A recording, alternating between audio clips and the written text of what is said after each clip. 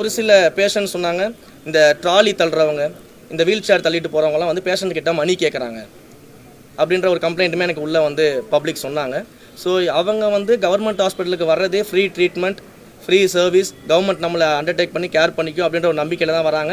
But அதிகாரிகளுக்கும் அது கவனத்துக்கு வரல. இன்றைக்கி தான் அவங்க சொல்லியிருக்காங்க. தெரிஞ்சிருந்தால் கண்டிப்பாக அவங்க ஆக்ஷன் எடுத்துருவாங்க. அதில் எந்த விதமான தப்பும் கிடையாது. சொன்ன உடனே சார் என்ன சொல்லியிருக்காருன்னா, உடனடியாக அந்த ஸ்டாஃப் யாருன்றதை பார்த்து ஆக்ஷன் எடுக்கிறேன்றதை சார் வந்து நமக்கு அஷ்யூர் பண்ணியிருக்காங்க. இனிமேல் அது மாதிரி நடக்காதுன்றதை சார் அஷ்யூர் பண்ணியிருக்காங்க. ஸோ பேஷண்ட்ஸ் இப்போ தான் சொல்ல ஆரம்பிச்சிருக்கிறாங்க என்னென்ன ப்ராப்ளம்ஸ் இருக்குது. ஏன்னா எல்லாமே வந்து மானிட்டர் பண்ணிகிட்டு இருக்க முடியாது.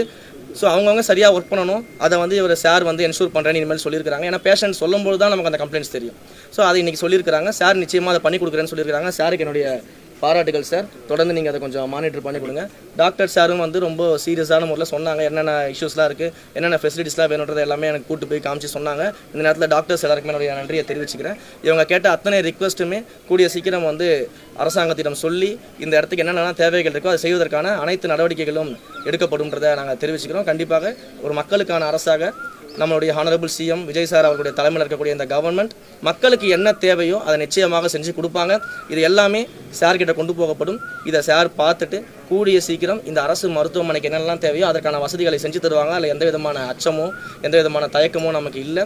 கம்ப்ளீட்லி பப்ளிக் சர்வீஸ் பண்ணணும் அப்படின்றது தான் சாரோட எண்ணம். சார் சொன்னதே தினம் மக்களுக்கு என்ன தேவையோ, மக்கள் என்ன குறைகள் சொல்கிறாங்களோ அதை உடனடியாக சரி பண்ணி கொடுக்கறதுக்கான எல்லா வேலைகளையும் எடுக்கணும் அப்படின்றத எல்லாருக்கும் சார் வந்து இன்ஸ்ட்ரக்ஷன் கொடுத்துருக்குறாங்க சிஎம் சார் அவர்கள்.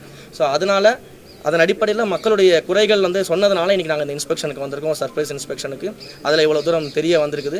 இன்னும் இங்கே என்ன பிரச்சனைனாலும் மக்கள் தாராளமாக தெரிவிக்கலாம். உடனடியாக அதன் மீது நடவடிக்கை எடுக்கப்படும். சம்மந்தப்பட்ட அதிகாரிகள்கிட்ட பேசப்படும்.